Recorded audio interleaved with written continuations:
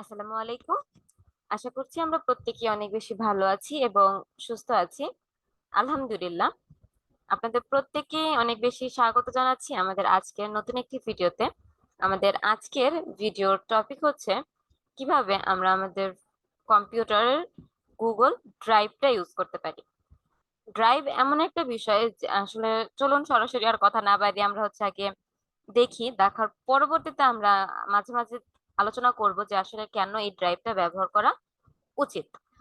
তো চলুন, আর বরাবরের ন্যায় হচ্ছে আমরা আমাদের এখান থেকে হচ্ছে একটা ক্রোম ব্রাউজার ওপেন করে নিব, যেহেতু আমরা হচ্ছে গুগলের যে ড্রাইভ সেটা ব্যবহার করব। তো এখানে আসার পর আমরা হচ্ছে কিভাবে গুগল ড্রাইভে যেতে পারি। এখন এই টোটাল বিষয়গুলো, এই প্রসেস গুলো কিন্তু আমরা হচ্ছে চাইলে ফোন থেকেও করতে পারি, তবে আমি ফোনে থেকে আর নেক্সট আরেকটা ভিডিও ক্রিয়েট করব কিভাবে আমরা ফোনে গুগল ড্রাইভটাই ব্যবহার করতে পারি। তো এখন মোটামুটি হচ্ছে আমরা দেখব কিভাবে আমাদের এই ল্যাপটপ কম্পিউটার থেকে আমরা এই কাজটা করতে পারি।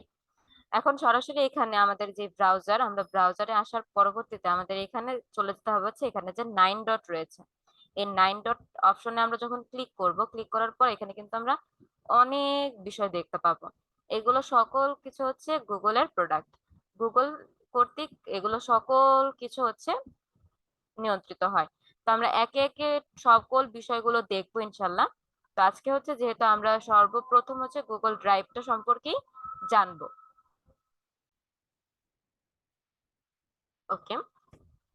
তো আমরা সরাসরি হচ্ছে এখন এখান থেকে চলে যাব হচ্ছে আমাদের এই গুগল 9 ডট। 9 ডটে ক্লিক করার পর এখান থেকে আমরা দেখতে পাবো হচ্ছে ড্রাইভ। এই ড্রাইভে আমরা হচ্ছে এখান থেকে ক্লিক করব। ড্রাইভে ক্লিক করার পর আসলে এই ড্রাইভের কাজটা কি বা এখানে আমরা আসলে কি করতে পারি। তো অলরেডি আমাদের এখানে হচ্ছে অনেকগুলো বিষয় শো করছে, আপনাদের এখানে কোনো কিছু শো করবে না। আপনারা আপনাদের হচ্ছে একদম ফ্রেশ, এখানে একটা ফ্রেশ প্রোফাইল দেখাবে, কারণ আমার আমার এখানে যেহেতু আমি বিগত কাজ করেছি, আমি বিগত এখানে কাজগুলো করেছি, তার জন্য হচ্ছে এখানে এগুলো শো করছে। তো আপনাদের এইখানে এগুলো কোনো কিছু শো করবে না। তো আমরা এখানে আসলে মূলত কি কাজ করব বা কি করা যায়, এখানে কেন আমরা এখানে এসেছি।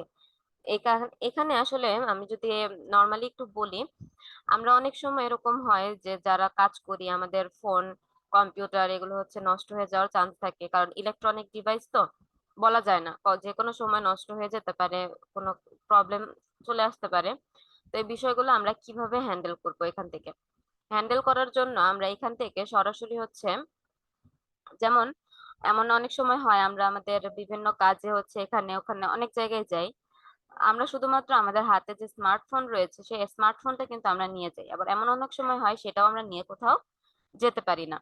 তো আমরা যখন আমাদের কোনো ডকুমেন্ট, আমাদের কোনো ইনফরমেশন, আমরা যখন কোনো বিষয়গুলো অনলাইনে রেখে দিব, এখানে যে স্টোরেজ রয়েছে এখানে যখন আমরা রেখে দিব, আমাদের কম্পিউটারটা নষ্ট হয়ে যাক কিংবা আমাদের ফোন নষ্ট হয়ে যাক, তো যাই হোক না কেন আমরা হচ্ছে এই বিষয়গুলো হ্যান্ডেল করতে পারবো। তো শুরুতে আমাদের আমাদের যে কম্পিউটারের যে বিষয়, অনেক ছবি থাকে, অনেক ইম্পর্টেন্ট ফাইল থাকে, এই ফাইলগুলো আমরা যখন এই ড্রাইভে রেখে দেই, তো ইজিলি কিন্তু আমার এগুলো হচ্ছে সেফ থাকে এবং আমি চাইলে আমার কোনো ফ্রেন্ড তাকে শেয়ারও করতে পারি। তো সরাসরি হচ্ছে আমরা কিভাবে এখানে কাজগুলো করতে পারি। এখানে কাজ করার জন্য সর্বপ্রথম এখানে যে নিউ নিউ যে অপশন রয়েছে, আমি আগে আগে যদি চাই তাহলে আমাকে এখানে একটা ফোল্ডার ক্রিয়েট করতে হবে। তো আমি হচ্ছে এখান থেকে এখন এখানে কি করব, আমি আমি একটা নিউ ফোল্ডার ক্রিয়েট করব। তো নিউ ফোল্ডার ক্রিয়েট করার জন্য আমি এখানে নিউ ফোল্ডারে ক্লিক করে দেন হচ্ছে আমি একটা নাম দিতে পারি টেস্ট 1। আমি এটা লিখে একটা ক্রিয়েট করলাম, এটা হচ্ছে কি আমার একটা ফোল্ডার। তো এখান থেকে আমার এই যে ফোল্ডারটা কিন্তু এখানে শো করছে। আর এর পরবর্তীতে আমি চাইলে ফোল্ডার গুলোকে হচ্ছে আমার ফোল্ডারটা এখানে শো করছে, তো এখান থেকে আমি কি করব, এখানে হচ্ছে আমি কোনো কিছু আপলোড করব। আমি হচ্ছে এখানে আবার যদি ব্যাকে যাই, আমি এখানে কিন্তু কি করেছি, ডাবল ক্লিক করেছি।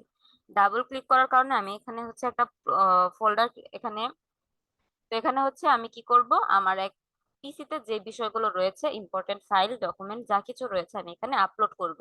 তো নিউতে যাব, যাওয়ার পর হচ্ছে এখানে আমি ফাইল আপলোড করতে পারি, চাইলে আমি হচ্ছে ফোল্ডার আপলোড করতে পারি। তো আমি এই ক্ষেত্রে কি আপলোড করতে চাচ্ছি, আমি এখান থেকে সরাসরি হচ্ছে আমার ফাইলটাকে আপলোড করতে চাচ্ছি। তো আমি হচ্ছে এখান থেকে আমার ফাইলের যে অপশনটা আছে সেই অপশনে ক্লিক করব। তো আমি এখান থেকে হচ্ছে আমাদের এইখানে যে ফাইল, আমি সাপোজ এটা কি হচ্ছে রাখতে চাচ্ছি, এটা হচ্ছে আমার একটা ফাইল। তো এই ফাইলটাকে হচ্ছে আমি এখান থেকে, দেখুন আপনার এটা কিন্তু আপলোড হচ্ছে, এটা আপলোড হচ্ছে, আমাদের এই ফাইলটা এখানে আপলোড হচ্ছে। অলরেডি এটা আপলোড হয়ে গিয়েছে। আমি চাইলে হচ্ছে এখান থেকে এটা রিনেমও করতে পারি। আমি যদি চাই এখান থেকে হচ্ছে আমি এটাকে রিনেম করে দিব, কি কি নাম দিতে পারি, টেস্ট 2, আমি এই নাম দিয়ে এখানে সেভ করে দিতে পারি। এটা হচ্ছে আমার একটা পিএনজি ফাইল।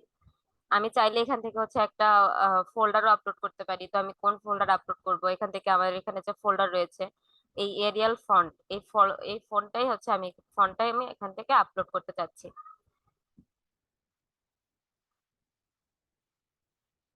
ওকে, আমার এটা ফন্টটা আপলোড হচ্ছে, এখানে অলরেডি একটা ফোল্ডার আপলোড হচ্ছে, এখানে অলরেডি 31টা ফাইল রয়েছে। তো এই 31 ফাইল সহ আমি হচ্ছে এই ফোল্ডারটা এখানে আপলোড করে দিতে পারি। তো অলরেডি আমার এটা আপলোড হয়ে গিয়েছে। তো এখন চাইলে আমি এখান থেকে কি করতে পারি, আমার যে ফোল্ডারটা রয়েছে এটা আমি কারোর সাথে শেয়ারও করতে পারি। আমি চাইলে এই পুরো ফোল্ডারটা শেয়ার করতে পারি, আমি চাইলে এই ফোল্ডারের মধ্যে যে দুইটা অপশন রয়েছে এই দুইটার যে কোনো একটা আমি শেয়ার করতে পারি।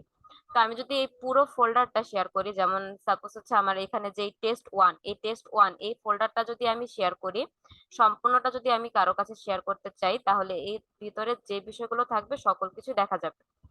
আর আমি যদি এখান থেকে শুধুমাত্র হচ্ছে এই টেস্ট 2 এই ফাইলটা আপলোড করতে চাই, তাহলে কি করতে হবে, আমি এখান থেকে হচ্ছে মাউসের রাইট বাটনে ক্লিক করে এখান থেকে শেয়ার, এই শেয়ার অপশনে ক্লিক করব। শেয়ার অপশনে ক্লিক করার পর এখান থেকে আমি যাকে অ্যাড করতে চাইবো তার ইমেলটা এখানে কানেক্ট করে নিব।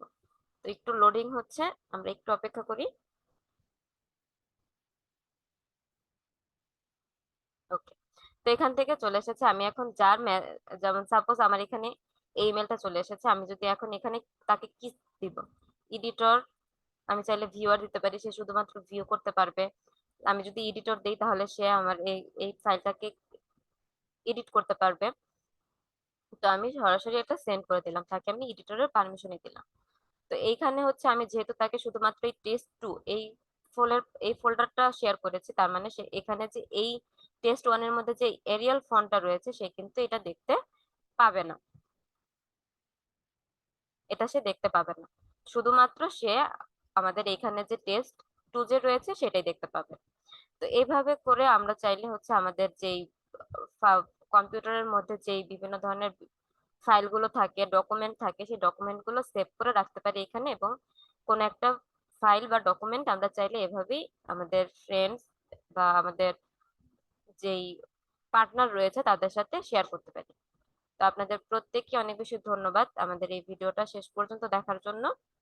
সকলে অনেক বেশি ভালো থাকবেন, সুস্থ থাকবেন। আপনাদের মাঝে চলে আসবো নতুন আরেকটা ভিডিও নিয়ে।